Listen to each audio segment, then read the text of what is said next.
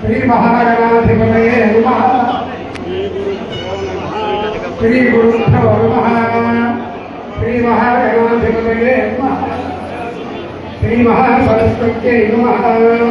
శ్రీ గురుభ్యో నమః. హరి ఓం. అందరూ కూడా నిశ్శబ్దంగా ఉండి అమోఘంగా ఏర్పాటు చేసినటువంటి ఈ పంచాంగ శ్రవణాన్ని శ్రద్ధగా ఆలోచించడం. దయచేసి అందరూ కూడా నిశ్శబ్దంగా వినండి. మీ పంచాంగం డిస్ట్రిబ్యూషన్ పోయేటప్పుడు ఇవ్వండి. మీరు ఇప్పుడు ఇస్తుంటే అంత గడబడ అవుతున్నది. దయచేసి శ్రద్ధగా నిశ్శబ్దంగా ఉంటే స్వామివారు చెప్పేది వినబడుతుంది. డిస్ట్రిబ్యూషన్ తర్వాత చెయ్యండి.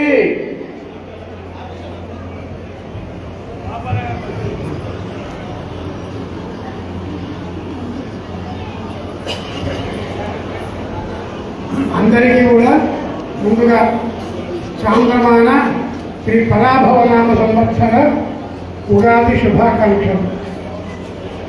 మన దేవాలయము నిర్మాణం జరిగింది. మనము ఫాల్గుణ మాసంలో శుద్ధ లక్ష్మీ రోజున మన దేవాలయం కుంభాభిషేకం శ్రీ విద్యారణ్య పీఠాధిపతులు స్వామీజీ గారి కార్యక్రమంతో కుంభాభిషేకంతో సహా జరిగింది. చక్కగా 5 రోజుల ప్రోగ్రాం చేశారు. మన వాళ్ళందరూ ఎంతో శ్రమ చేశారు కాబట్టి గుడికి ఇంత రూపం వచ్చింది. ఇప్పుడు ఈ గుడిని అభివృద్ధి పదంలో నడపాల్సిన బాధ్యత మనందరికీ కూడా ఉంది. అయితే ఈ గుడి యొక్క నిర్మాణం అయిన తర్వాత, ప్రతిష్ట కూడా అయిన తర్వాత నాకు దక్కిన అదృష్టం ఏంటంటే ఇక్కడ 108 శంఖాలతోటి, దక్షిణాముఖ శంఖాలతోటి పూజ చేశాక ఆ శివాలయంలో రామలింగేశ్వర స్వామి వారికి అభిషేకం చేసేటప్పుడు మొట్టమొదటి అభిషేకం నాకు అవకాశం ఇచ్చాడు. నేనే అందరి శంఖాలు అందిస్తుంటే అక్కడ శివాలయంలో అభిషేకం చేశాను. అది నాకు మొట్టమొదటి దొరికిన అవకాశం. అలాగే ఈ సంవత్సరం పరాభవనామ సంవత్సరంలో ఈ నూతనంగా నిర్మితమైన దేవాలయంలో పంచాంగ శ్రవణం చెప్పడానికి అవకాశం దొరికింది ప్రప్రథమంగా నాకే. సో నేను చాలా అదృష్టవంతుడని భావిస్తున్నాను. మాకు ధర్మకర్తలు వైశ్యులే. గుడికి ధర్మకర్తలు ఉంటారు, 5 6 ఉంటారు. కానీ మా జీవనానికి ఎక్కువగా ధర్మకర్తలు వైశ్యులే. ఒక గుడి కట్టాలన్నా, ఒక క్షేత్రంలో అన్నసత్రం నిర్మించాలన్నా, అన్నదానం చేయాలన్నా అది కేవలం వైశ్యులకే సాధ్యం. ఏ గుడికి వెళ్ళినా కాశీ అన్నపూర్ వైశ్య ప్రధానం వస్తూ. అందుకే మీ వైశ్యుల్ని వైశ్య రత్నాలు అన్నారు. మా బ్రాహ్మణ రత్నాలు, బ్రాహ్మణ వచనము ఇలాంటి కోరికలు లేవు. బ్రాహ్మణులు అయ్యగారే అన్నారు. ఆ రత్న శబ్దం కేవలం వైశ్య జాతికే దక్కింది. అది మీరందరూ కూడా కాపాడుకుంటూ వస్తున్నారు. చక్కగా వినాయకుడి గుడి, రామలింగేశ్వర స్వామి వారు, మళ్ళీ దేవసేన సమేత శ్రీ సుబ్రహ్మణ్యేశ్వర స్వామి వారు, యథావిధిగా పరమవర్ధి అమ్మవారు, అటు కన్యకా పరమేశ్వరి అమ్మవారు, ఆంజనేయ స్వామి వారు, ఈశాన్యంలో నవగ్రహాలు, ధ్వజస్తంభం ఇత్యాదులన్నీ వచ్చి మన యొక్క దేవాలయం రూపమే మార్చేసింది. గతంలో ఉన్న దేవాలయంకి ఇప్పుడు ఉన్న దేవాలయానికి అసలు ఎక్కడ సామరస్యం లేదు, పోటీ లేదు. అంత చక్కగా ఈ దేవాలయం నిర్మాణం జరగడం, ఇట్టి దేవాలయంలో నిర్మాణమైన తర్వాత వచ్చిన మొదటి ఉగాది. ఈ ఉగాది రోజున పంచాంగ శ్రవణం చేయడానికి మన పుర ప్రముఖులందరూ నాకు అవకాశం ఇచ్చారు. నేను చాలా ఆనందపడుతున్నాను. నా శుభాశిస్సులు మీ అందరికీ అందజేస్తున్నాను. సంవత్సరం పేరు కొద్ది కఠినంగా ఉంది, పరాభవ అని. ఇది కేవలం సంవత్సరాల పేర్లే. ప్రభవనామ సంవత్సరం నుంచి మనకు వస్తున్న సంవత్సరాల్లో విలంబి అనే పేరు కూడా కఠినం ఉంది, వికృతి అనే కఠినం ఉంది, వికారి అనే కఠినం ఉంది. అలా కఠిన శబ్దాలు ఉన్నాయి. అలాంటి వాటితో ఈ పరాభవం ఒకటి ఉత్తర రాబోయే రౌద్రనామ సంవత్సరం రక్తాక్షి అని ఇలా కఠినమైన పేర్లు ఉన్నాయి. అంత మాత్రంలో అంత కఠినంగా ఉంటుందని కాదు. ఈ సంవత్సరానికి పరాభవ అనే పేరు ఉంది. పరాభవ అంటే ఇంకొక అర్థం ఏంటంటే కొన్ని గ్రంథాల్లో ఏం చెప్పారంటే పరాభవం అందరికీ జరుగుతుందని కాదు. పరాభవం ఎవరికి జరుగుతుంది?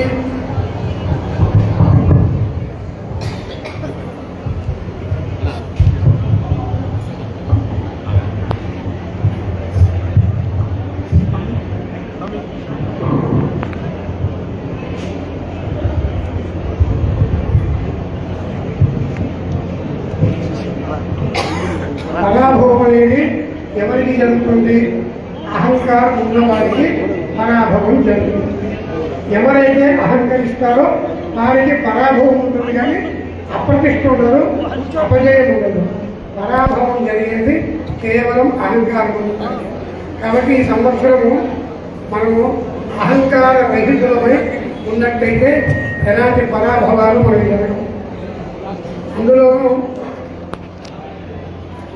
ఇక్కడ పంచాంగ శ్రవణం ప్రారంభం చేద్దామనే సమయంలో శివ పంచాక్షరి మీదనే మాట్లాడుతున్నాం. శివ పంచాక్షరి అంటే ఓం నమ శివాయ. ఈ ఓం నమ శివాయ అనే శివ పంచాక్షరికి చాలా గొప్ప అర్థం ఉందండి. పంచాంగ శ్రవణంలో కూడా శివ పంచాక్షరి గురించి వస్తుంది. కరెక్ట్గా వారు అదే పాట పాడుతున్నారు. పంచాంగ శ్రవణం ప్రారంభం చేయండి. శ్రీకళ్యాణగుణావహం త్రిపుహరం పుష్పప్రదోషాపహం గంగాస్నాన విశేష పుణ్యఫలదం గోదానతుల్యం ఆయుర్వర్ధితముత్తమం శుభకరం సంతాన సంపత్ప్రదం నానాకర్మసు సాధనం ప్రభుషితం పంచాంగమహకర్ణతాం. శ్రీకళ్యాణగుణావహం పంచాంగ శ్రవణం వలన కళ్యాణప్రదంగా ఉంటుందట. కళ్యాణం అంటే కేవలం వివాహం అనే కాదు. కళ్యాణం అంటే శుభము, సుఖము, సంతోషం ఇవన్నీ కలిగించేదే కళ్యాణ శుద్ధం. సో ఈ పంచాంగ శ్రవణం వలన మనకు మన జన్మరాశులకు ఉన్నటువంటి గ్రహ దోషాలను మనం నివృత్తి చేసుకుంటూ కళ్యాణప్రదంగా శోభస్కరంగా ముందుకు వెళ్ళడానికి ఈ యొక్క పంచాంగ శ్రవణం ఉపయోగపడుతుంది. శ్రీకళ్యాణ గుణావహం రిపుహరం. రిపు అంటే శత్రువులు, శత్రుబాధను పోగొడుతుంది. మన గోచారంలో బాగలేదనుకోండి, అందరితో ఊరికి నమస్కారం పెట్టుకుంటే ఏ శత్రువు దొరకదు. అలా పంచాంగ శ్రవణం వల్ల మనకు శత్రు దోషం పోతుంది. దుస్వప్న దోష అపహం. సంవత్సరం మొత్తం మీద ఏ ఒక్క రోజైనా దుస్వప్నం అనేది వస్తుంది. మనం మానవులం, మనకు స్వప్నం అంటే కళలు రావడం సహజం. ఆ కళల్లో దుస్వప్నం అనేది వచ్చినట్టయితే పంచాంగ శ్రవణం విన్నవారికి ఆ దుస్వప్న దోషం పోతుంది. దుస్వప్న దోష అపహం గంగా స్నాన విశేష పుణ్య ఫలదం. గంగలో స్నానం చేస్తే ఎంత విశేషమైన పుణ్యం వస్తుందో. గంగోత్రి నుంచి గంగాసాగర్ వరకు గంగ ఉంది. మధ్యలో అలహాబాద్, కాశీ ఇత్యాది క్షేత్రాలు చాలా ఉన్నాయి. అక్కడ ఎక్కడైనా గంగా స్నానం చేయాలంటే శ్రమతోటి కూడుకున్న పని. అలాంటిది పంచాంగ శ్రవణం రోజు పంచాంగ శ్రవణం కనుక విన్నట్టయితే, అంటే పంచాంగం శ్రవణం, పంచాంగాన్ని విన్నట్టయితే గంగలో స్నానం చేసినంత శుభ ఫలితం వస్తుంది. గంగా స్నాన విశేష పుణ్య ఫలతం గోదానతుల్యం. గోవులు దానం చేస్తే ఎంత గొప్ప ఫలమో అంత ఫలం కూడా పంచాంగంలో వస్తుంది. ఆయుర్వృద్ధికముత్తమం. ఆయుర్వృద్ధి కలుగుతుంది. గోచార ప్రకారంగా, జాతక ప్రకారంగా మనకు ఏదైనా గ్రహ దోషాలు ఉన్నట్లయితే వాటికి శాంతి చేసుకొని ధాన్యదానాలలో, జపాలలో ఆచరించినట్లయితే ఆ దోషం తీరిపోతుంది. మనకు ఆరోగ్యం పెరుగుతుంది. ఆరోగ్యం పెరిగిందంటే ఆయుర్దాయం పెరిగినట్టే. ఇంత ఆయుర్దాయంతో మనం ఏం చేయాలంటే శుభకార్యాలు ఆచరించాలి, ప్రమోదకుడిగా జీవించాలి, తాము ఆనందంగా ఉంటూ ఎదుటి వారిని ఆనందపరుస్తూ సుఖంగా జీవించాలి. ఆయుర్వృద్ధి గమం. ఉత్తమం అంటే శుభప్రదం. శుభంగా ఉంటుందట. ఆయుర్బుద్ధిదం శుభకరం సంతాన సంపత్ప్రదం. సంతానం అంటే మన యొక్క పిల్లలు, భార్య పిల్లలు, మనవాళ్ళు, మనవరాళ్ళు, మనవరాళ్ళు ఇత్యాదులందరూ వంశానికంతా మేలు జరుగుతుందిగా. ఒక్కరు వింటే ఇంతమందికి మేలు జరుగుతుంది. నానా కర్మసు సాధనం, అనేకమైన కర్మలు ఆచరించాలంటే పంచాంగం అవసరం. పంచాంగమా వేదం మనని కర్మ పూర్వు అని చెప్పింది. అంటే నీ కర్మ నువ్వు చేయవలసిన కర్మాన్ని నువ్వు ఆచరించు అని చెప్తున్నావు. ఏమిటి అంటే ఉదాహరణకు సంధ్యావందనం చేయాలి. సంధ్యావందనం చేయాలంటే మనం తిథి వార నక్షత్రాలు చెప్పుకోవాలి. తిథి వార నక్షత్రాలు చెప్పకుండా సంధ్యావందనం చేసినా నిష్ప్రయోజనం.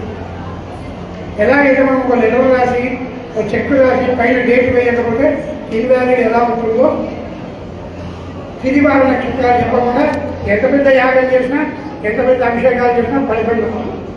అలాంటి వారికి పంచాంగం ఉపయోగపడుతుంది. నానా కర్మసు సాధనం, అలాంటి కర్మలన్నీ ఆచరించడానికి. ఇప్పుడు మనం ఇందాక అనుకున్నాం, మన గుడి ఫాల్గుణ మాసం దశమి గురువారం రోజున కుంభాభిషేకం అయిందని. పంచాంగమే లేకపోతే దశమి రోజు చేయాలి, గురువారం రోజు చేయాలి, ఆ రోజు మంచి నక్షత్రం చేయాలనే విషయం ఎక్కడి నుంచి వస్తుంది? రాదు మనకు. ఒక దేవీ నవరాత్రులు చేయాలంటే ఆశ్వీయ శుద్ధ పాఠ్యం నుంచి నవరాత్రులు చేయాలి. పంచాంగమే లేకపోతే ఆశ్వీయ మాసం ఎప్పుడు వచ్చింది, పాఠ్యం ఎప్పుడు వచ్చిందో కూడా తెలియదు. అలాగే వినాయక చవితి చేయాలన్నా, ఇలా ఉగాది చేయాలన్నా, శ్రీరామనవమి చేయాలన్నా, ఇలాంటి ఎన్నో కార్యక్రమాలు మనం ఆచరించాలన్నా, ఒక గృహప్రవేశం చేయాలన్నా, శంకుస్థాపన చేయాలన్నా, చిన్నది నామకరణం దగ్గర నుంచి ఏ శుభకార్యం ఆచరించాలన్నా తిథి, వారం, నక్షత్రం, యోగం, కర్మం ఇవి చాలా ఇంపార్టెంట్. ఇలాంటి కర్మలన్నీ సాధించడానికి పంచాంగం అవసరం. పంచాంగం అంటే తిథి, వారము, నక్షత్రము, యోగము, కరణం ఈ 5 కలిస్తేనే పంచ అంగాలు కలిస్తేనే ఒక రోజు. ఒక రోజు అంటే సూర్యోదయం నుంచి సూర్యాస్తమయం వరకు అహం. అహం అంటే ఉదయం అని అర్థం, పగలు, రాత్రి. అందుకే అహోరాత్రులు అంటారు. ఈ అహోరాత్రుల నుంచే అటు ఇటు కొన్ని అక్షరాలు ఇస్తే మిగిలింది హోర. ఆ హోరని మనం గురు హోర, శుక్రహోర, బుధహోర అని మంచి హోరంలో దీపావళి పూజలు, దసరా పూజలు, నవరాత్రులు అన్నీ మనం చేసేది. ఆ హోరలో నుంచి వచ్చిన శబ్దమే అవర్. 1 hour 2 hours అంటారుగా ఈ హోరలో నుంచి వచ్చిన శబ్దమే అది. హోర అంటే ఒక గంటకాలం, ఒక 1 hour అన్నా ఒక గంటకాలం. ఇలాంటివన్నీ కూడా కొన్ని శబ్దాలు కూడా ఇంగ్లీష్ శబ్దాలు మన సంస్కృత శబ్దాల నుంచి వచ్చినవి. ఈ పంచాంగంతో సూర్యోదయం నుంచి సూర్యాస్తమయం వరకు మనకు వచ్చే పంచాంగంలో పరాశర మహర్షి అంటే వ్యాస భగవానుడి తండ్రి గారు సిద్ధాంతం ఔపనిషదం సిద్ధాంతం పరమేశ్వర. సిద్ధాంతం అనేది పంచాంగాన్ని రచించేదాన్ని సిద్ధాంతం అంటారు. అలా రాసిన వారిని సిద్ధాంతం అంటారు. ఆ సిద్ధాంతం అనేది ఉపనిషత్తుతో సమానమైందని చెప్పారు. శ్రవణాధరం మహత్యించ వీణాధరం పాస్మహే. శ్రవణాధరుడు అంటే విష్ణుమూర్తి, వీణాధరుడు అంటే వినాయకుడు, వీణ పట్టుకొని ఉంటారు. సరస్వతి అమ్మవారు కూడా వీణాధరం. వారి యొక్క ఉపాసన ఉంటేనే జ్యోతిష్ శాస్త్రం పంచాంగంలో వస్తారు. ఫలాని నక్షత్ర దశా ప్రకారంగా ఒక్కొక్క నక్షత్రానికి ఒక్కొక్క దశ ఉంటుంది. ఆ దశలను బట్టి మన దశ దిశ నిర్దేశం ఉంటాయి. అయం పరాశరి హోర మనుస్మృత్య యథామతి. ఈ పరాశర హోర నుంచే మనకు అన్ని జ్యోతిష్ శాస్త్రం అంతా వచ్చింది. అట్టి పరాశర మహర్షి సృష్టి ప్రారంభమయ్యే ముందు బ్రహ్మగారు పరాశర వారిని సృష్టించారు. వారిని జ్యోతిష్ శాస్త్రం నిర్మించమన్నారు. అలాంటి జ్యోతిష్ శాస్త్రం నిర్మించిన దానిలో వారు సౌర కుటుంబాన్ని తన దివ్య దృష్టితో చూసి మనకు వారాలను ఇచ్చారు. సౌర కుటుంబానికి అధిపతి సూర్యుడు. అందుకనే మనము ఆదిత్యోడికి ఆవిర్భావం భాస్కరస్య దివాకర మార్తాండస్య విదాయేది తీక్షాంశం దిగరోరుని సూర్యుడిని మనం ప్రార్థిస్తాము. అట్టి సూర్యుడు రాజు గ్రహ కుటుంబాలని. అందుకని మొట్టమొదటిలో వచ్చింది ఆదివారం. ఆది అంటే సూర్యుడు, సూర్యవారం వచ్చింది.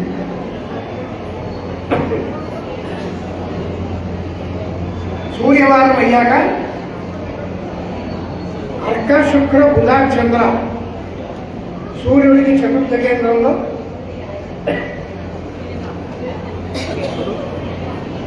సూర్యుడికి చతుర్థ కేంద్రంలో చంద్రుడు ఉన్నాడు. అందువల్ల అర్క శుక్ర బుధ చంద్ర చంద్రవారం సోమవారం వచ్చింది, ఆదివారం అయిపోయింది. చంద్రమంద జీవ ధరాసుగా ధరాసుకుడు అంటే కుజుడు, కుజవారం మంగళవారం వచ్చింది. ధరాసుక అర్క శుక్ర బుధవారం వచ్చింది.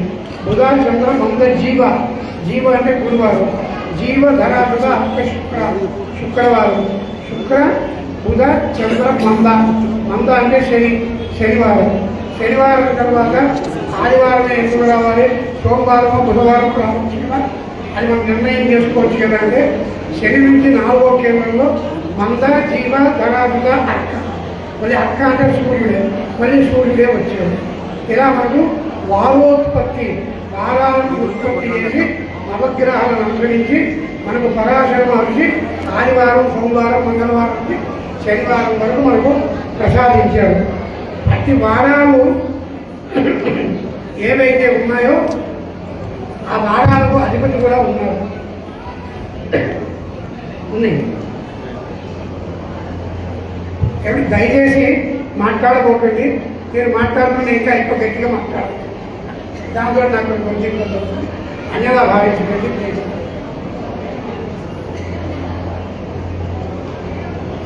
ఇక మనకు సప్తగ్రహాలు ఉన్నాయి, 7 వారాలు ఉన్నాయి. ఇలా వారోత్పత్తి నుంచి పరాశర మహర్షి మనకు మొత్తం జ్యోతిష్ శాస్త్రాన్ని ఇచ్చారు. అలాంటి జ్యోతిష్ శాస్త్రం ప్రారంభమై అంటే సృష్టి ప్రారంభమై ఇప్పటికీ 388,5,123 సంవత్సరాలు గడిచింది. అంటే అప్పటి నుంచి జ్యోతిష్ శాస్త్రం ఉంది. నిన్న పుట్టి ఇవాళ పెరిగి రేపు పోయేది కాదు. కృతయుగంలో జ్యోతిష్ శాస్త్రం ఉంది. అందుకే మత్స్యావతారం, కూర్మావతారం, నారసింహావతారం, వైశాఖశుద్ధ చతుర్దశిని, వాసవి కన్యకాపరమేశ్వరి అమ్మవారు వైశాఖశుద్ధ దశమిని, ఇలాంటివన్నీ మనకు వచ్చినాయి. అలాగే ద్వాపర యుగంలో త్రేతాయుగంలో శ్రీరామ నవమి అంటే శ్రీరాముడు పుట్టింది నవమి రోజుని, ఆంజనేయ స్వామి వారు పుట్టింది వైశాఖ దశమిని, ఈ జ్యోతిష్ శాస్త్రం నుంచే వచ్చింది. అంటే ఆ రోజుల్లో కూడా జ్యోతిష్ శాస్త్రం ఉంది. ఆంజనేయ స్వామి వారు పూర్వభద్ర నక్షత్రముని, రాముడు పునర్వసు నక్షత్రముని చెప్పారు. ద్వాపర యుగం వచ్చేటప్పటికి కృష్ణాష్టమి జన్మాష్టమి అంటున్నాం, శ్రీకృష్ణుడు రోహిణి నక్షత్రం అని చెప్తున్నాం. అంటే ద్వాపర యుగంలో కూడా జ్యోతిష్ శాస్త్రం ఉంది. ఇప్పుడు మనం కలియుగంలో ఉన్నాం. 5,127 సంవత్సరాలు గడిచింది. తిరుమలలో శ్రీ మహావిష్ణు స్వరూపుడైన ఆ 7 కొండల వారు వచ్చి 5,127 సంవత్సరాలు గడిచింది. ఇది మనకు సృష్టి నుంచి వస్తున్న రహస్యం. అలాగే మహాయుగాలను అనుసరించి 38,77,427 సంవత్సరాలు గడిచింది వర్తమాన యుగం. ఒక యుగం అంటే 71,000 సంవత్సరాలు.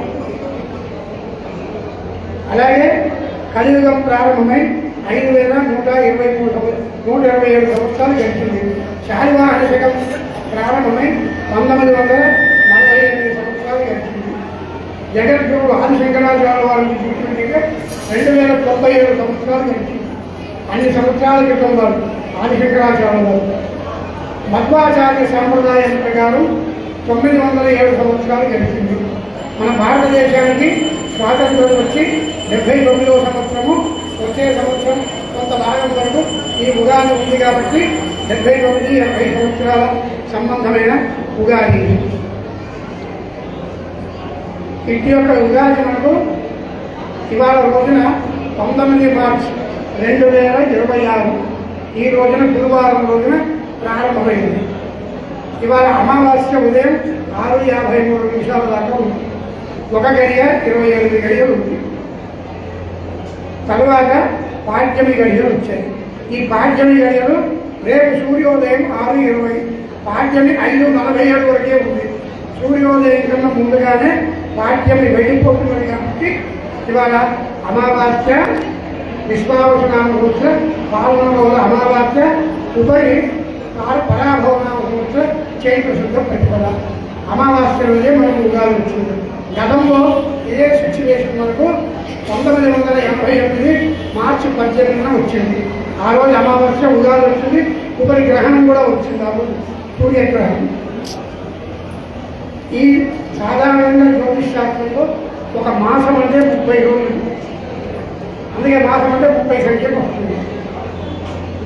ఇంగ్లీష్ క్యాలెండర్లో 29 రోజులు ఉంది, 28, 30 ఉంది, 31 ఉంది. కానీ మన తెలుగు మాసాల్లో 30 రోజులే. కానీ చాంద్రమానం ప్రకారం మనం ఫాలో అయ్యేదంటే చాంద్రమానం. చాంద్రమానాన్ని చంద్రులను అనుసరించి నడిచేది చాంద్రమానం. ఇక చాంద్రమానాన్ని అనుసరించి తిథులు వృద్ధిక్షయాలు చెందుతాయి. వృద్ధి అంటే ఒక్కొక్క రోజు పెరుగుతుంది తిథి, 2 రోజులు ఉంటుంది ఒక తిథి, ఒక్కొక్క రోజు క్షయిస్తుంది. వాళ్ళ క్షయించింది తిథి. అమావాస్య ఒకరి పాఠ్యవచ్చి తిథి యొక్క వృద్ధిక్షయాలను అనుసరించి మనకు అధిక మాసాలు ఏర్పడతాయి. అందువల్ల ఈ పరాభవనామ సంవత్సరంలో మనకు 13 మాసాలు వచ్చినాయి. ఈ అధిక మాసాలు పాల్గొనం నుంచి ఆశ్వీజం వరకే ఉంటుంది. 2022లో కీలక నామ సంవత్సరం కార్తీక మాసం అధిక మాసం రాబోతుంది. ఎన్నడూ రాలే కార్తీక మాసం. దాని మీద చర్చలు బాగా జరుగుతున్నాయి. అయితే సూర్యుడు ఏ నెలలో రాశి మారలో అది అధిక మాసం అవుతుంది. దీన్ని మలమాసం అంటారు. ఈ సంవత్సరం మనకు అధిక జ్యేష్ఠ మాసం వచ్చింది, పురుషోత్తమ మాసం. ఇందువలన మాసం అంటే 30 రోజులు, 12 మాసాలు 360 రోజులు ఉంటాయి.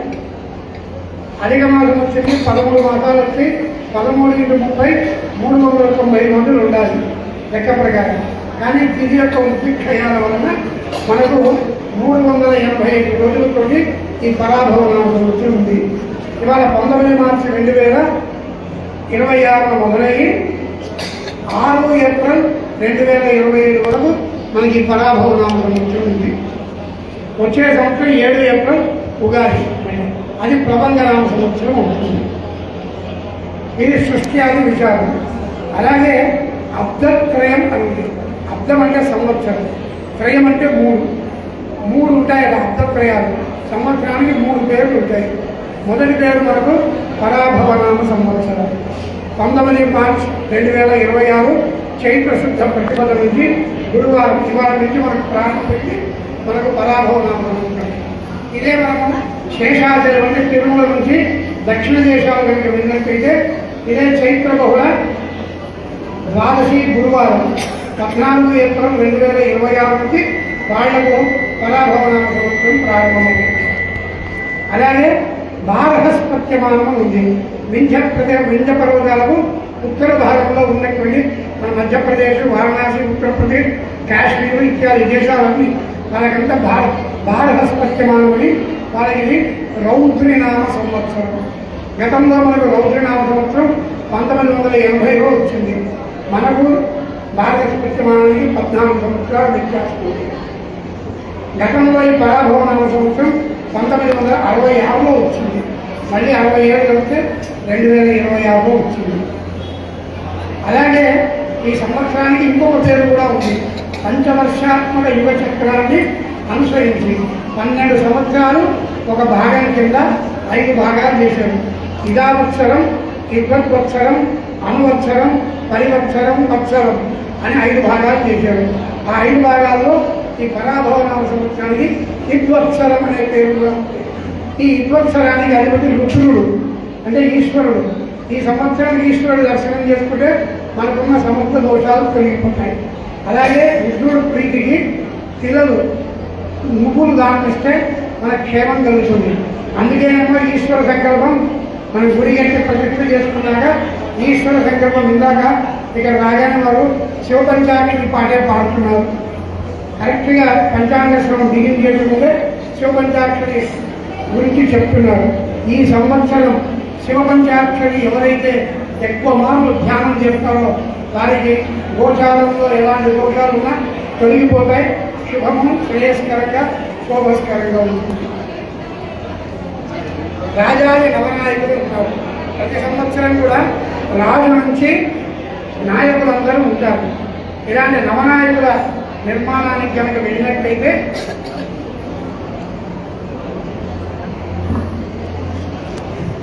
ఏ రోజైతే ఉగాది వస్తుందో ఆ వారాధీశుడే రాజు ఉంటాడు. ఇవాళ ఉగాది గురువారం వచ్చింది కాబట్టి గురువు రాజు ఈ సంవత్సరానికి. దేవగురు అయిన దేవానాంచ ఋషీనాంచ గురుం కాంచన సన్నిభం విభూతం త్రిలోకేశం తం నమామి బృహస్పతి అని ఏదైతే శ్లోకం చెప్పుకుంటామో ఈ సంవత్సరం మొత్తం ఆ శ్లోక పారాయణ చేసుకుంటే అది కూడా చాలా మంచిది. మన గ్రహచారాల్లో ఏ దోషాలున్నా పోతాయి. రాజు గురువు, రాజు వాహనం నావవాహనంలో ప్రయాణం. మంత్రి కుజుడు, గురువుకి కుజుడు మిత్రుడు, కుజుడికి గురువు మిత్రుడు. సో రాజు మంత్రి ఇద్దరు మిత్రులు అయ్యారు. కాబట్టి ఈ సంవత్సరం మన ప్రభుత్వాధికారులు, మన రాజులు ఎవరైతే ఉన్నారో, మన భారతదేశాన్ని పరిపాలిస్తున్నటువంటి రాజులు ఎవరైతే ఉన్నారో వాళ్ళు తీసుకునే నిర్ణయాలన్నీ సవ్యమైన నిర్ణయాలు ఉంటాయి. మనకంతా శుభం కలిగే, ప్రజలకు క్షేమారోగ్యాలు కలిగే నిర్ణయాలే తీసుకుంటారనేది మనకు శుభవచనాలు. అలాగే ఈ సంవత్సరం సేనాధిపతి చంద్రుడు, అర్ఘాధిపతి చంద్రుడు, మేఘాధిపతి చంద్రుడు, రసాధిపతి రవి, నీరసాధిపతి శుక్రుడు, పశుపాలకుడు శ్రీకృష్ణుడు, గ్రామపాలకుడు స్థానరక్షకుడు శ్రీకృష్ణుడు, గ్రామపాలకుడు కుజుడయ్యాడు. శ్రీకృష్ణుడికి ఆధిపత్యం వచ్చింది కాబట్టి పశుపాలకత్వము స్థానరక్షకత్వము శ్రీకృష్ణుడికి వచ్చింది కాబట్టి గోవులు సమృద్ధిగా పాలిస్తాయి. ఎప్పుడు ఇచ్చే పాల కన్నా ఇంకా ఎక్కువగా ఇస్తాయి. అది శ్రీకృష్ణుడి యొక్క గొప్పతనం. తరువాత ఈ సంవత్సరం మనకు ఏ గ్రహణాలు కూడా లేవు. మొత్తం సంవత్సరం 4 గ్రహణాలు ఉన్నాయి. గుళ్ళు మూయవలసిన అవసరం లేదు. గ్రహణ పట్టు స్నానాలు, విలుపు స్నానాలు, జపాలు, తపాలు, దానాలు ఏమీ చేయవలసిన అవసరం లేదు. ఈ సంవత్సరం మొత్తం మనకు 4 గ్రహణాలు ఉన్నాయండి. ఆ 4 గ్రహణాలు కూడా ఏ రోజు నుండి 12 ఆగస్టు 2026 బుధవారం ఆషాఢ బహుళ అమావాస్య. ఆ రోజున మనకు సూర్యగ్రహణం ఉంది. ఈ సూర్యగ్రహణం మన దేశంలో కనబడదు. ఏ మూలంలో కాశ్మీర్ నుంచి కన్యాకుమారి వరకు ఏ ప్రాంతం తీసుకొని ఏ కుగ్రామంలో కూడా కనబడదు. ఈ గ్రహణం కనిపించే ప్రదేశాలు ఆర్కిటిక్ ప్రదేశం, Greenland, Ireland, Europe, North America, అట్లాంటికా, పోర్చుగల్ ఇలాంటి విదేశాల్లో కనిపిస్తుంది. అలాగే మరో గ్రహణం 27 ఆగస్టు 2026 శ్రావణ అమావాస్య రోజున మరొక గ్రహణం ఉంది. శ్రావణ శుద్ధ పౌర్ణమి రోజున చంద్రగ్రహణం. ఆ చంద్రగ్రహణం మనకు కనబడదు 27 ఆగస్టు. ఆ గ్రహణము అమెరికా, యూరోప్, ఆఫ్రికా, పశ్చిమాసియా ప్రదేశాల్లో. సో ఆ గ్రహణాన్ని కూడా మనం ఆచరించాల్సిన అవసరం లేదు. 6 ఫిబ్రవరి 2027 పుష్యబహుళ అమావాస్య రోజున మనకు సూర్యగ్రహణం ఉంది. ఈ గ్రహణం కూడా మన ప్రాంతంలో కనబడదు. ఈ గ్రహణం బ్రెజిల్, అంగోలా, అంటార్క్టికా, గయానా, తర్వాత పోర్చుగల్, దక్షిణాఫ్రికా ఇత్యాది దేశాల్లో కనబడుతుంది. కాబట్టి ఈ గ్రహణం కూడా మనం ఎవరు ఆచరించాల్సిన అవసరం లేదు. అలాగే 20 ఫిబ్రవరి 2027 పుష్యబహుళ అమావాస్య శనివారం రోజున పుష్యశుద్ధ పౌర్ణమి రోజున చంద్రగ్రహణం ఉంది. ఆ చంద్రగ్రహణం కూడా మనకు కనబడుతుంది. కాబట్టి ఈ 4 గ్రహణాలు కూడా మనం ఆచరించాల్సిన అవసరం లేదు. ఏ టీవీలోనో ఎక్కువ డిబేట్లు పెట్టినా ఆ గ్రహణాల నుంచి వినొద్దు, ఆచరించాల్సిన పని లేదు. ఇది ఈ సంవత్సరం గ్రహణాల యొక్క నిర్ణయం.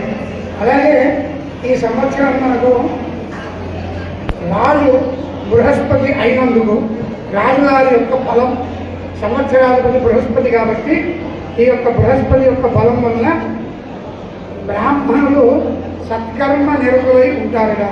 అంటే వారి యొక్క కర్మలన్నీ ఆచరిస్తూ చక్కటి సలహాలు ఇస్తూ ఉంటారట. అందుకే ఈ సంవత్సరం బ్రాహ్మణ దర్శనం చేసుకున్న మంచి అయ్యగారు కనపడగానే అతను ఉద్యోగ అయ్యగారు అక్కర్లేదు. బ్రాహ్మణం తెలిస్తే మనం ఒక్కసారి నమస్కారం చేస్తే చాలు, సమస్త దోషాలు పోతాయి. విప్రోగ దర్శన సజ్జ క్షయంతే పాపరాశయ. బ్రాహ్మణం నుంచి దండం పెట్టుకోగానే ఒక్కసారి పాపరాశులన్నీ తరిగిపోతాయి. తరువాత ఈ సంవత్సరంలో ప్రభుత్వాలు రాజులు అందరూ న్యాయ మార్గంలో ఉంటారు. సుభిక్ష క్షేమారోగ్యాలతోటి ప్రజలు సృష్టిస్తారు. సస్యానుకూల వర్షాలు, సస్యాలు బాగుగా ఫలించే అవకాశము, ఉప్పు, గంధకము, ద్రవ్యాలు, తగరము, రబ్బరు, శనగలు, వేరుశనగకాయలు, పంచదార, బెల్లము, చెరుకు, పాలు, పెరుగు, నెయ్యి, వెన్నె, తేనె, వ్యాపార వాటాలు, బ్యాంకు వాటాలు, చర్మము, బంగారము, గరుడ పచ్చరాళ్ళు, నువ్వులు, వస్త్రాలు, వరువులు, ఆహార ధాన్యాలు, కోపు, టిన్ రేగులు, సిమెంట్ రేగులు, వెండి, బంగారం, ధాన్యము, బియ్యం ధరలు సరసంగా ఉంటాయి. ఈ సంవత్సరం బంగారం ధర పెరుగుతుంది ఖచ్చితంగా. ఎంత పెరిగినా ప్రజలకు కొనేసుకోవడం కూడా వస్తుంది. ఎందుకంటే బృహస్పతి రాజు. వేదంలో ఏం చెప్తారంటే బృహస్పతి గురించి కనకవర్ణం, కనకగంధం, కనకపుష్పం, కనకమాల్య, అంబరధరం, కనక ఛత్ర ధ్వజరథ పతాకాది శోభితం ఉంది. అంతా కనకవర్ణంలో ఉండేవాడే బృహస్పతి. బంగారు రంగులో ఉంటాడు. బంగారం అట్టి బృహస్పతి బంగారం కూడా కూడుకున్నవాడే నాయకుడు. కాబట్టి బంగారం ధర పెరిగినా ప్రజలందరికీ కూడా బంగారం కొన్ని స్తోమతలు పెరుగుతాయి. ఏదో రకంగా బంగారాన్ని పరిశీలిస్తారు. అలాగే మనకు ఈ సంవత్సరంలో జరుగుతున్న కర్తరి 4 మే 2025 నుండి కర్తరి వస్తుంది. అంటే వైశాఖ బహుళ తదియా సోమవారం నుండి కర్తరి ప్రారంభమవుతుంది. ఈ కర్తరి డొల్లు కర్తరి అంటారు. ఇది మనకు 28 మే వరకు ఉంటుంది. డొల్లు కర్తరి అంటే సామాన్య కర్తరి. అగ్ని కర్తరి అంటే 11 మే. ఆ రోజున వైశాఖ బహుళ నవమి సోమవారం 1 మే 11 మే 2026 నుండి అధిక జ్యేష్ఠ శుద్ధ నవమి సోమవారం 25 మే వరకు ఉంటుంది. దీన్ని అగ్ని కర్తరి అంటారు. ఈ కర్తరి సమయంలో ముద్దారు శిలా కర్మాన్ని వ్యర్థాలు. ముట్ అంటే మట్టి, శిల అంటే రాళ్ళు, దారు అంటే చెక్క. వీటికి సంబంధించిన పనులు ప్రారంభించి నూతనంగా వ్యవసాయము, కొత్తగా హోమాలు చేయాలన్నా హోమాలు చేయడం ఇవి పనికిరాదు. ఆల్రెడీ చేసిన వాడికి ఇబ్బంది లేదు. ఇప్పుడు మన దేవాలయంలో మన పాల్గొన మాసంలో 5 రోజులు హోమాలు చేస్తున్నాం. మనము హోమం చేసుకోవడానికి ఇబ్బంది లేదు. కొత్తగా హోమాలు చేయాలనుకున్న వారికి పనికిరాదు. కొత్తగా ఇల్లు నిర్మాణం చేసుకోవాలనుకున్న వారికి కూడా పనికిరాదు. అందుకని ఇల్లు నిర్మాణం, శంకుస్థాపన, భూమి పూజ ఇవి చేసుకునే వాళ్ళు 10 మే వైశాఖ బహుళ అష్టమి లోపల వాళ్ళు శంకుస్థాపన చేసుకోవాలి. తర్వాత అధిక జ్యేష్ఠం పనికిరాదు. నిజ జ్యేష్ఠ మాసంలో కూడా చేయకూడదు. జ్యేష్ఠ యొక్క మరణం ధ్రువం ఉంది. జ్యేష్ఠ మాసంలో శంకుస్థాపన, భూమి పూజ చేస్తే వారికి చెడు జరుగుతుంటుంది. ఆషాఢే గోకులముంది. ఆషాఢ మాసంలో చేస్తే మన యొక్క ద్రవ్యం నష్టమవుతుంది. శ్రావణే పుత్రవర్ధనం శ్రావణ మాసంలో చేయబడుతుంది. 10 మే లోపల కనుక చేయకపోతే శ్రావణ మాసం 16 ఆగస్టులో చేసుకోవాలి శంకుస్థాపన. ఇది కర్తరి నిర్ణయం. ఈ సంవత్సరం మనకు 1 జూన్ 2026 రోజున రాత్రి 1:50 అనగా అధిక జ్యేష్ఠ బహుళ ప్రతిపద సోమవారం రోజు రాత్రి 1:50 దేవగురు అయిన బృహస్పతి కర్కాటక రాశిలో ప్రవేశిస్తాడు. తద్వారా మనకు యమునా నది పుష్కరాలు ప్రారంభమవుతాయి. అర్ధరాత్రి 3:34 1:50 ప్రవేశిస్తాడు. ఆ రాత్రి ఇప్పుడు చేయకూడదు. స్నానం చేస్తే దోషమే. మరుసటి రోజు అరుణోదయ వేళ అంటారు. సూర్యోదయం అయ్యాకనే మనం పుష్కర స్నానాలు ప్రారంభం చేయాలి. 2 జూన్ 2026 నుండి 12 రోజులు మనకు పుష్కరాలు ఉంటాయి. మధురలో వెళ్ళి స్నానం చేయొచ్చు. అలహాబాద్ ప్రస్తుతం ప్రయాగరాజ్ అంటున్నారు, అక్కడ వెళ్ళి చేయొచ్చు. లేదా యమునోత్రి వెళ్ళి చేయొచ్చు. ఢిల్లీ వెళ్ళి చేసుకోవచ్చు. యమునా నది ఎక్కడెక్కడుందో అక్కడ నుంచి పుష్కరాలు ఉంటాయి. అక్కడ వెళ్ళి మనం చేయొచ్చు. ఎక్కడా వెళ్ళలేని పక్షంలో ఇంట్లోనే స్నానం చేసేప్పుడు గంగేజ యమునే చేయవ గోదావరి సరస్వతి అని చెప్పని 4 నీళ్ళు జరుగుతున్నా 4 చుక్కలు నీళ్ళు జరుగుతున్నా నజానే స్నానం ఫలం, వెళ్ళకుండానే స్నాన ఫలం వస్తుంది. కానీ అవకాశం పెట్టుకొని వెళ్ళడమే ధర్మం. పుష్కరాలు వెళ్ళి స్నానం చేసి తల్లిదండ్రులకు తర్పణాలు, పితృతర్పణాలు వదులుకోవడం ధర్మం అన్నమాట. ఆల్రెడీ బద్రీనారాయణంలో పిల్ల ప్రదానం చేసిన వారు పుష్కరాల్లో పిల్ల ప్రదానం చేయకూడదు. ఓన్లీ తర్పణమే చేసుకొని అక్కడ వస్త్రదానం ఏదో చేసుకొని రావాలి. త్వరగా పిల్ల ప్రదానం చేస్తే పితృదేవులు గౌరవాది నరకాలకు వచ్చారు. అందువల్ల బద్రీనారాయణంలో బ్రహ్మకపాలంలో పిండ ప్రదానం చేసిన వారు పుష్కరాల్లో మళ్ళీ పిండ ప్రదానం చేయరాదు. ఇది శాస్త్ర ప్రమాణం. గురు మౌఢ్యమి. ఈసారి మన అదృష్టం ఏంటంటే మౌఢ్యమి ఆషాఢ మాసంలో మంచి ముహూర్తాల సీజన్లో మూఢాలు రాకుండా దీర్ఘలవుల అమావాస్య మనకు 14 జూలై 2026 నుండి 13 ఆగస్టు 2026 శ్రావణ శుద్ధ పాఠ్యమి వరకు మనకు మూఢం ఉంది, గురుమూఢం. అలాగే శుక్రమూఢము పరాభవనామ సంవత్సర ఆశ్వీజ శుద్ధ అష్టమి సోమవారం నుండి అంటే 19 అక్టోబర్ 2026 నుండి ఆశ్వీజ బహుళ చవితి గురువారం 29 అక్టోబర్ 2026 వరకు శుక్రమౌఢ్యం. ఆశ్వీజ మాసంలో ముహూర్తాలు లేవు. శ్రావణ శుద్ధ పాఠ్యం వరకే మూఢం. శ్రావణ శుద్ధ కలియ నుంచి మళ్ళీ ముహూర్తాలు యథావిధిగా ప్రారంభమవుతున్నాం. వరలక్ష్మి వ్రతం కన్ఫ్యూజన్గా ఉంది. 21 ఆగస్టు 28 ఆశ్వీజ 28 ఆగస్టు శ్రావణ శుద్ధ పౌర్ణమైంది. శ్రావణి ధేమాంతే శుక్లపక్షే పూర్ణిమాయాం క్రాంత భార్గవేని వరలక్ష్మి వ్రతానికి చెప్తారు. పౌర్ణమి ముందుగా వచ్చేది శుక్రవారం రోజున వరలక్ష్మి వ్రతం చేయనుంది. పౌర్ణమి శుక్రవారం అయినప్పుడు పౌర్ణమి రోజు కూడా ఆచరించవచ్చు అని ఒక శాస్త్ర ప్రమాణం కూడా ఉంది. అందువల్ల వరలక్ష్మి వ్రతం 21 ఆగస్టు 2వ శుక్రవారం లేదా 28 ఆగస్టు 3వ శుక్రవారం కూడా వరలక్ష్మి వ్రతం ఆచరించవచ్చు. ఇది ఒక్క పండుగ ఈ సంవత్సరం మనకు కన్ఫ్యూజన్గా ఉంది కాబట్టి 2 రోజుల్లో వరలక్ష్మి వ్రతం ఆచరించుకోవచ్చు. తర్వాత ఎప్పుడూ మనం చెప్పుకుంటూ ఉంటాం ఆదాయం వ్యయాలు. మరలా ఒక్క వారు ఈ ఆదాయ వ్యయాల పూర్వ చరిత్ర చెప్తాం.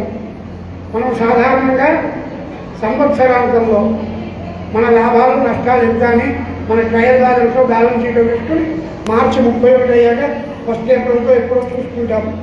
కానీ మన పరాశర మహర్షి వారు మనకు సంవత్సరాదిలోనే మన లాభం ఎంత నష్టం ఎంత మనకు రాజ్యపూజ్యం ఎంత అవమానం ఎంత అనేది నిర్ణయం చేసి మనకు మొట్టమొదలే ఇచ్చారు.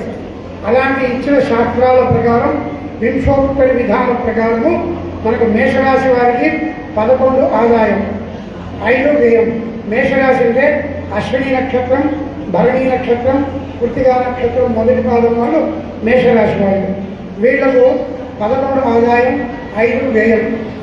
వృషభ రాశి కృత్తికా నక్షత్రం 2, 3, 4 పాదం. రోహిణి నక్షత్రం మృగశిర 1, 2 పాదాల వాళ్ళు. ఒక రాశికి 9 పాదాలు ఉంటాయి. ఈ యొక్క వృషభ రాశి వారికి 5 ఆదాయం 14 వ్యయం. మిథున రాశి వృషిర నక్షత్రం 3, 4 పాదాలు. ఆర్ద్ర నక్షత్రం పునర్వసు 1, 2, 3 పాదాల వాళ్ళు. వీళ్ళంతా పునర్వసు నక్షత్రం మిథున రాశి వాళ్ళు. వీళ్ళకు 8 ఆదాయం 11 వ్యయం. కర్కాటక రాశి పునర్వసు 4వ పాదం, పుష్యమి నక్షత్రం, ఆశ్లేష నక్షత్రం. వీళ్ళంతా కర్కాటక రాశికి వస్తారు. ఈ కర్కాటక రాశి వారికి 5 ఆదాయం 5 వ్యయం. సింహరాశి మఖ, కుప్ప, ఉత్తర మొదటి పాదం వాళ్ళు. వీళ్ళంతా సింహరాశి వాళ్ళు. సింహరాశి వారికి 5 ఆదాయం 5 వ్యయం. కన్యారాశి కన్యారాశిలో ఉత్తర 2, 3, 4 పాదాలు. అష్టా నక్షత్రం, చిత్తా నక్షత్రం 1, 2 పాదాలు. ఈ కన్యారాశి వారికి 8 ఆదాయం 11 వ్యయం. తులారాశి చిత్తా నక్షత్రం 3, 4 పాదాలు. స్వాతి నక్షత్రం, విశాఖ నక్షత్రం 1, 2, 3 పాదాలు. వీరందరూ తులారాశిలోకి వస్తారు. తులారాశి వారికి కూడా 5 ఆదాయం 14 వ్యయం ఉంటుంది. వృశ్చిక రాశి విశాఖ నక్షత్రం 4వ పాదం, అనురాధ నక్షత్రం, జ్యేష్ఠ నక్షత్రం వారు. వీరంతా వృశ్చిక రాశి వారు. ఈ వృశ్చిక రాశి వారికి 11 ఆదాయం 5 వ్యయం. ధనుర్రాశి మూలా నక్షత్రం, పూర్వాషాఢ నక్షత్రం, ఉత్తరాషాఢ నక్షత్రం మొదటి పాదం వాళ్ళు. వీరు ధనుర్రాశిలోకి వస్తారు. ధనుర్రాశి వారికి 14 ఆదాయం 11 వ్యయం. మకర రాశి ఉత్తరాషాఢ 2, 3, 4 పాదాలు. శ్రవణ నక్షత్రం, ధనిష్ఠ నక్షత్రం 1, 2 పాదాల వాడు మకర రాశిలో ఉంటారు. ఈ మకర రాశి వారికి 2 ఆదాయం 8 వ్యయం. కుంభరాశి కుంభరాశి అంటే ధనిష్ఠ నక్షత్రం 3, 4 పాదాలు. శతభిష నక్షత్రం, పూర్వాభాద్ర నక్షత్రం 1, 2, 3 పాదాలు కుంభరాశి వారు. ఈ కుంభరాశి వారికి 2 ఆదాయం 8 వ్యయం. మీనరాశి పూర్వభద్ర నక్షత్రం 4వ పాదం, ఉత్తరభద్ర నక్షత్రం, తర్వాత రేవతి నక్షత్రం. వీళ్లకు 14 ఆదాయం 11 వ్యయం. అయితే ఆదాయం ఎక్కువ ఉందనుకోండి, వ్యయం తక్కువ ఉన్నట్టయితే వారు ఏదైనా పుణ్యకార్యాలకు కూడా తమ యొక్క వ్యయాన్ని ధన వ్యయాన్ని చేయొచ్చు. మన గుడి జరుగుతున్న పని ఏదో ఒక దానికి ఇవ్వచ్చు. లేదు నాకు ఖర్చు ఎక్కువ ఉందండి, ఆదాయం తక్కువ ఉందండి, ఎలాగో ఖర్చు ఎక్కువ ఉంది కదా, ఇక్కడ మంచి దైవ కార్యం జరుగుతుంది, ఇలాంటి దాంట్లో కొంత ఖర్చు కూడా కలుపుకుందామని అనుకోవచ్చు. ఎలా చేసినా పుణ్యకార్యంలో ధన వ్యయాన్ని చేస్తే చాలా మంచిదిగా మన సంపాదనకు ఒక సంస్కారం ఏర్పడుతుంది. ఎందుకంటే శుభమూల ధనవ్యయం, శుభకార్యానికి ధనవ్యయం చెప్తే ఆ డిపాజిట్కి డిమానిటేషన్ లేదు, అది వృద్ధిలోకే ఉంటుంది. దానికి రేటాఫీసర్లు తగ్గించేది లేదు, పెంచేది లేదు. అది మన వంశానికి ఎప్పుడు శ్రేయోదాయకంగా ఉంటుంది. రాజ్య పూజ్య అవమానాలు, మనం ఎన్ని చోట్ల గౌరవింపబడతాం, ఎన్ని చోట్ల అవమానింపబడతాం అనేది కూడా సంవత్సరాలలోనే తెలుసుకొని జాగరూకులమై జాగ్రత్తగా ఉండాలి. ఎందుకంటే రాజపూజ్యోమానంలో జాగ్రత్తగా ఉండాలంటే దేవతలకు కూడా తప్పలేదు. శ్రీరామచంద్రుడిని ఎవరో దూషించారని రాముడు సీతారామ వారిని అడిగి పంపించారు, రామచంద్రుడికే తప్పలేదు. అలాగే శ్రీకృష్ణ అవతారంలో శమంతకమని ఎత్తుకోబోయేవారు శ్రీకృష్ణుడికి సత్రాజిత్ వచ్చి నింద పెట్టాడు. మరి శ్రీకృష్ణుడి మీద నింద వచ్చింది. అంత దేవదేవులకే నిందలు వచ్చినప్పుడు మానవ మాత్రం మనకు కూడా నిందలు వస్తాయి. వాళ్ళ దేవతలు కాబట్టి ఆ నిందను తొలగించుకున్నారు. మనం మానవులం కాబట్టి తొలగించుకోలేదు. దైవారాధన, దైవ ప్రార్థనతోటి మన నిందలు తొలగించుకోవచ్చు. అలాంటి విషయాన్ని మనం ఆలోచించినట్లయితే సపోజ్ పూజ్యం ఎక్కువ ఉంది, అవమానం తక్కువ ఉంది, మనం ఎవరికైనా సలహా ఇవ్వచ్చు. ఆ సలహాను పాటిస్తాను, కార్యం చేయడం జరుగుతుంది. అదే పూజ్యం తక్కువ ఉండి అవమానం ఎక్కువ ఉందనుకోండి, మనం సలహా ఇచ్చినా ఇంకోటి కూడా విచారించుకోండి జాగ్రత్తగా చెప్పాలి. ఎందుకంటే అవతల వ్యక్తికి ఆ సలహా పని చేయగలుగుతుంది, అతని కర్మశాలగా మనం దూషిస్తాడు, అది కూడా అవమానంలో ఉంటుంది. అదే పరాభవన ఫలితాంశం. అలాంటి పరాభవాలు ఎక్కువగా తీసుకోకూడదు. ఈ సంవత్సరం వ్యయాలు ఎక్కువ ఉన్నాయి, పరాభవాలు ఎక్కువ ఉన్నాయి. అలాంటి పరాభవాలు రాజ్యపూజ్యం చూసినట్టయితే మేషరాశి వారికి 2 పూజ్యం 4 అవమానం, వృషభ రాశి వారికి 5 పూజ్యం 4 అవమానం, మిథున రాశి వారికి 1 పూజ్యం 7 అవమానం, కర్కాటక రాశి వారికి 4 పూజ్యం 7 అవమానం, సింహరాశి వారికి 7 పూజ్యం 3 అవమానం, కన్యా రాశి వారికి 3 పూజ్యం 3 అవమానం, తులారాశి వారికి 6 పూజ్యం 3 అవమానం, వృశ్చిక రాశి వారికి 2 పూజ్యం 6 అవమానం, ధనుడు రాశి వారికి 5 పూజ్యం 6 అవమానం, మకర రాశి వారికి 1 పూజ్యం 2 అవమానం, కుంభరాశి వారికి 4 పూజ్యం 2 అవమానం, మీనరాశి వారికి 7 పూజ్యం 5 అవమానం. ఇది ఈ సంవత్సరం యొక్క రాజ్య పూజ్య అవమానాలు. ఈ సంవత్సరం ఇంకో ముఖ్య విషయం ఏంటంటే అధిక జ్యేష్ఠ మాసం వచ్చింది. దీన్ని పురుషోత్తమ అధిక జ్యేష్ఠ మాసం అంటారు. ఈ అధిక జ్యేష్ఠ మాసము మొత్తం నెలలో మనము బ్రాహ్మణులకు సాహిత్యం ఇచ్చిన, వస్త్రం ఇచ్చిన, ఏదో రూపంలో దానాలు చేసిన ప్రతిగ్రహం అంటే దానం పుచ్చుకునే స్థాయిలో బ్రాహ్మణులు ఇచ్చే స్థాయిలో మనం ఉండాలి. ఎవరైనా సరే ఈ సంవత్సరం ఏదైనా సరే అధిక జ్యేష్ఠ మాసంలో దానం చేస్తే 1 కోటి గుణితం అవుతుంది. 1 రూపాయి ఇస్తే 1 కోటి రూపాయలు ఇచ్చినట్టు. నెల మొత్తం రోజు 1 రూపాయి ఇస్తే 30 రూపాయలు ఇచ్చినట్టు 30 కోట్లు దానం చేస్తున్నాం. అలా ఏదైనా సరే వస్త్రం ఇచ్చినా, పిడికెడు బియ్యం ఇచ్చినా, ఏది చేసినా మంచిదే. అందుకేనేమో అమ్మవారు అనుగ్రహించి అక్షయ పాత్రాన్ని ఇందాక వారు ఉదయం చేయించారు. అన్నపూర్ణే సదాపూర్ణే శంకర ప్రాణవల్లభే జ్ఞాన వైరాగ్య సిద్ధ్యర్థం విష్ణాం దేశపార్వతి. ఎవరికైనా బ్రాహ్మణికి సాహిత్యం, బియ్యము, ఉప్పు, పప్పు, కూరగాయలు, నెయ్యితో సహా ఇస్తే మంచిదిగా 1 కోటి సార్లు భోజనం పెట్టిన ఫలం వస్తుంది. అధిక జ్యేష్ఠ మాసం యొక్క గొప్ప ఫలం. అయితే ఈ అధిక జ్యేష్ఠ మాసం రావాలనుకున్న కొంత దుష్ఫలితాలు ఉన్నాయి ప్రపంచం మీద. వడగళ్ళ వామలు ఎక్కువగా ఉంటాయి. మామిడి పంటకు నష్టం జరుగుతుంది, వరి పంటకు కూడా నష్టం జరుగుతుంది. చెట్లుగా నిద్రపోతాయట. అంటే వడగళ్ళు పడి ఆ పొలంలో ఉన్నటువంటి పంట అలా భూమి మీద వాడిపోతుంది. అలాంటి వడగళ్ళ వానలు. అలాగే మనకు చంద్రుడు అర్ఘాధిపతి మేఘాధిపతి అని చెప్పి అందువల్ల మనకు వర్షాలు ఎక్కువ పడతాయి, జలాశయాలు బాగా నిండుతాయి, జలం కూడా ఎక్కువైపోయి జల ప్రమాదాలు కూడా వస్తాయి. అందుకనే ఎవరైనా సరే జలం నీళ్ళ దగ్గరికి వెళ్ళినట్లయితే నదీ జలం, సముద్ర జలం, ఏదైనా స్విమ్మింగ్ పూల్స్ ఎక్కడ ఉన్నా సరే చాలా జాగ్రత్తగా ఉండాలి. జల ప్రమాదాలు ఉంటాయి ఈ సంవత్సరం. తదుపరి గురువు కూడా ఈ సంవత్సరం 3 రాశుల్లో ప్రయాణం చేస్తున్నాడు. ఇప్పుడు ప్రస్తుతం అంతా మిథున రాశిలో ఉన్నారు. గురువు ఫస్ట్ జూన్కి కర్కాటక రాశికి వెళ్తాడు. తర్వాతను గురువు 1 నవంబర్ 2026 నుండి సింహరాశిలో వెళ్తాడు. మళ్ళీ 25 జనవరికి కర్కాటక రాశికి మారుతాడు. ఇలా గురువు రాశిత్రయ సంచారం 3 రాశుల్లో సంచారం చేశాడు. గత సంవత్సరం కూడా రాశిత్రయ సంచారం చేశాడు. దీనివల్ల సామూహిక ప్రమాదాలు, కొంత యుద్ధ వాతావరణాలు, అకాల మరణాలు ఏర్పడతాయి. అందువల్ల ఎక్కడైతే సమూహం ఉందో సమూహం నుంచి కాస్త తప్పుకొని నిదానంగా మనం సాగించడం మంచిది. తర్వాత గోచార ఫలాలు. ఈ సంవత్సరం గోచార ఫలాలు కనుక చూసినట్టయితే బృహస్పతి 1 జూన్కి మారుతున్నారు. రాహుకేతువులు 5 డిసెంబర్న మారుతున్నారు. శనికి ఎలాంటి మార్పు లేదు.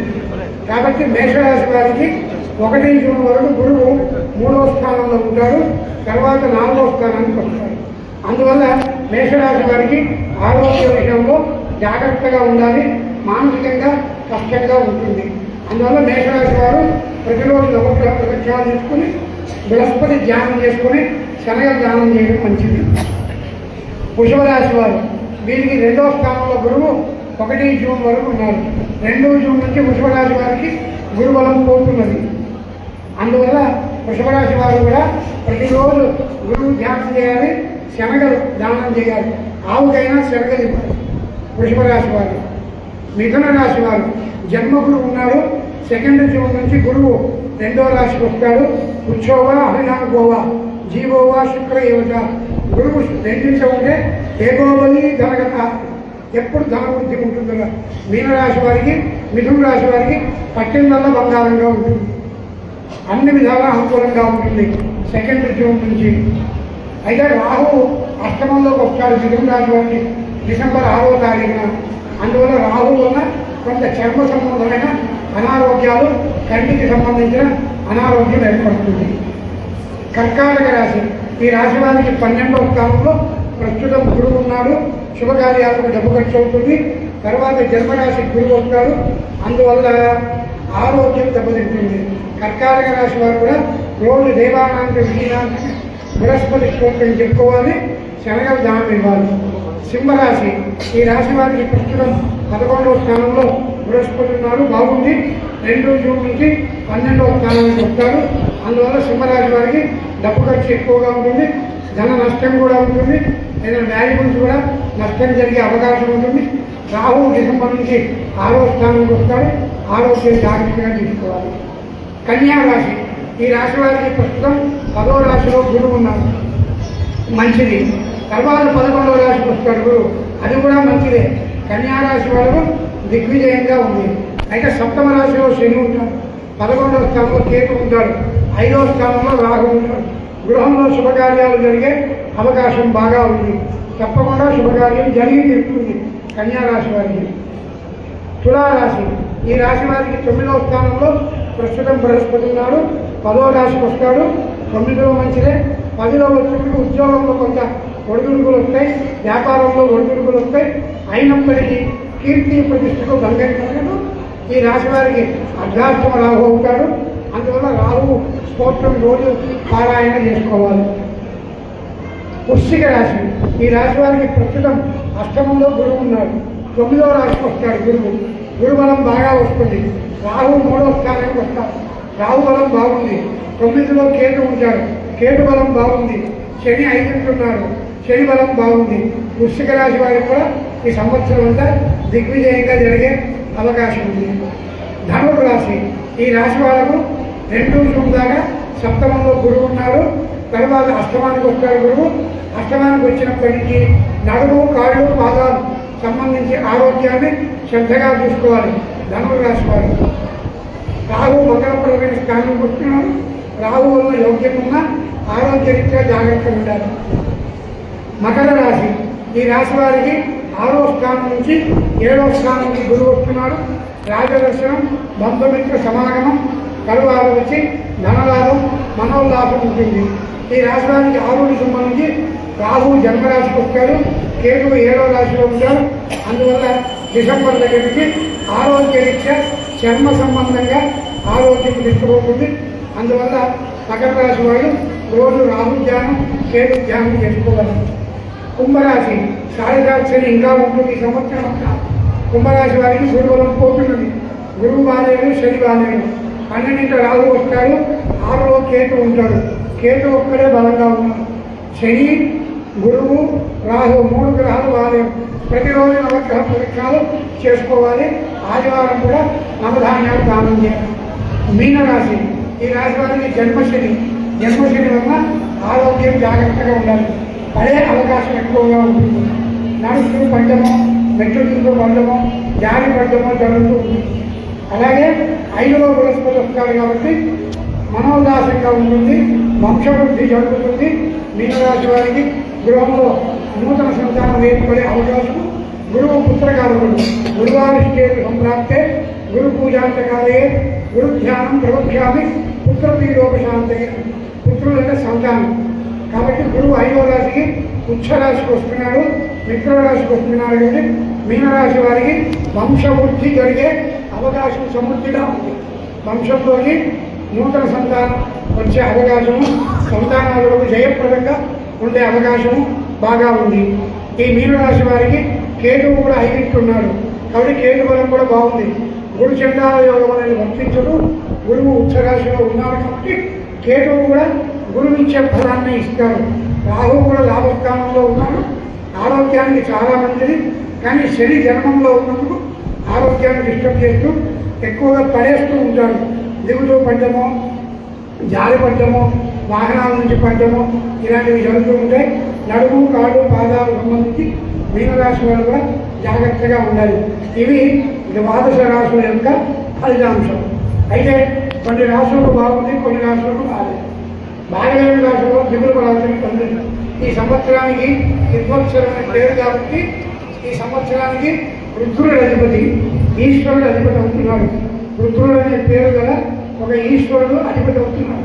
రోజు శివపంచాక్షరి ఓం నమ శివాయ అంటే శివపంచాక్షరి చేసుకున్నాం. నిత్యం శివాలయం వెళ్ళి శివుడిని దర్శించుకున్నాం. ఆ దోషాలు తొలగిపోయి మనకు కొంతవరకు దోషం ఉంటుంది. మొత్తం దోషం నివృత్తి అయ్యే అవకాశం. ఎందుకంటే కర్మను కూడా తుడిచిపెట్టలేరు. కొద్దిగైనా నష్టం జరగాలి. జ్యోతిష్ శాస్త్రంలో ధన నష్టం అంటారు. 5 రూపాయలు పోయిన నష్టమే, 5 లక్షలు పోయిన నష్టమే, 5 కోట్లు పోయిన నష్టమే. తీవ్రంగా పోగొట్టుకోకుండా సున్నితంగా పోగొట్టుకోవడానికి పనికొస్తాయి. అలాగే శ్రేష్ఠ ప్రకృతి అంటారు. ఒక సందర్భంలో వాత ప్రకృతి అంటారు. బాగా వాతం చేసినా వాతమే, అది ఇంకేదో దానికి దారి తీసినా అంత దూరం పోకుండా తేలికపాటి వాటిని పొడి పోగొట్టుకోవడానికి నిత్యం శివారాధన, శివపంచాక్షరి ధ్యానం చేసుకునే ఆరోగ్యాలు ఇవన్నీ కూడా బాగా ఉంటాయి. అందరూ కూడా ఈ సంవత్సరం మొత్తము గురు స్తోత్రం దేవానాంచ ఋషీనాంచ గురు కాంచన సన్నిభం బుద్ధిబుద్ధం త్రిలోకేశం తం నమామి పురస్పరి. అది కానీ మంత్రి కుషుడు గురువుకి మిత్రుడు కాబట్టి ధరణీయత్వం భూతం విద్యుత్ కాంతి సంప్రభం కుమారం శక్తి అర్థం తమ మంగళం ప్రణమామ్య అనే కుజస్తోత్రం కానీ లేదా శివపంచాక్షరి కానీ ఈ మూడింట్లో ఏది చేసుకున్నా ఈ సంవత్సరం దిగ్విజయంగా ముందుకు వెళ్ళే అవకాశం ఉంది. మంచి చెడులు 2 సార్లు వస్తుంటాయి. బాగా ఉందనుకోని చేయడం వల్ల మంచి వృద్ధిలోకి వస్తుంది. చెడు ఉందనుకోని చేసుకోవడం వల్ల చెడు క్షీణించి మంచి వృద్ధి తీసుకెళ్తుంది. ఇవి ఈ సంవత్సరం గోచార ఫలితాలు. మొత్తం ఈ సంవత్సరం సంక్రాంతి మేష సంక్రాంతి ఫలం. ఈ సంవత్సరం 14 జనవరి 2027 ఆ రోజు పుష్యమాసం రోజున మనకు అర్ధరాత్రి 3:34 సూర్యుడు నిరయన మకర రాశి ప్రవేశం. రాత్రి కూడా సంక్రాంతి అయింది. సూర్యాస్తమయం అయిన తర్వాత సంక్రాంతి కనుక వస్తే అది మరుసటి రోజు చేయాలి. కాబట్టి అర్ధరాత్రి ప్రవేశం కాబట్టి మకర సంక్రాంతి 15వ తారీఖు సంక్రాంతి, 14 భోగి, 15 సంక్రాంతి, 16 కమ్మ పండుగ. నోములు సంక్రాంతి నమ్ముకుని 15, 16 చేసుకోవాలి. భోగి పండుగని 14న ఒప్పుకోవాలి. ఈ సంక్రాంతి సోమవారం వచ్చింది కాబట్టి గురువారం వచ్చింది సంక్రాంతి. గురువారం వచ్చింది కాబట్టి సంక్రాంతి పురుషుడికి మందనామధేయం, మందుడు అనే పేరు మహిషవాహనంలో ఉన్నారు. మందనామధేయం వల్ల విప్రుడు అంటే బ్రాహ్మణులకు మంచిది, మఠాధిపతులకు పీఠాధిపతులకు అరిష్టం. అలాగే వర్షలగ్న జగల్లగ్న ప్రకారం శుభాశుభ యోగాల వలన ఈ సంవత్సరం ప్రవచనాలు చెప్పేవారికి, వైదికంగా ఉన్నవారికి, బ్రాహ్మణులకి, జ్యోతిష్ శాస్త్ర పండితులు బాగా అరిష్టంగా ఉంది. జ్యోతిష్ శాస్త్ర డాక్టర్కి అనారోగ్యం కదా, జ్యోతిష్ శాస్త్ర పండితులకు కూడా చెడు అవుతుందిగా. అయితే తెలుసుకొని అందరూ కూడా బ్రాహ్మణత్వం అందరూ కూడా తమ తమ నిత్య జపాదులు అనుష్ఠానాలు చేసుకుంటే మంచిది. ఇలా ఈ సంవత్సరం యొక్క సంక్రాంతి ఫలితం ఇది. ఇవి ఈ మొత్తం పరాభవనామ సంవత్సర విశేష ఫలితాంశాలు. అయితే ఈ సంవత్సరం అమావాస్యతో ప్రారంభమైంది. రేపు విజయ అవుతున్నది, రేపు పాఠ్య విజయతో అవుతున్నది.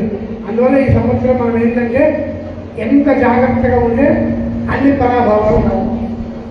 దీనికి జాగ్రత్త అంటే ఏం చేస్తాం, ఎన్ని జాగ్రత్తలు తీసుకున్నా వచ్చేది రాకపోవడం. అందువల్ల అతి ముఖ్యమైన జాగ్రత్త శివనామ స్మరణ, బృహస్పతి గ్రహ ధ్యానం, కుజగ్రహ ధ్యానం. విప్రులు బ్రాహ్మణుడు కనబడినప్పుడు ఉద్యోగస్తుడైనా, చిన్నపిల్లవారైనా, పెద్దవారైనా, వృద్ధులైనా, వైదికమైన ఏ విధంగా ఊళ్ళో అర్చకుడైనా బ్రాహ్మణుడు కనపడగానే ఒక నమస్కారం దోషాలు క్షీణిస్తాయి. ఇవి మొత్తం ఈ సంవత్సరం ఫలితాంశాలు.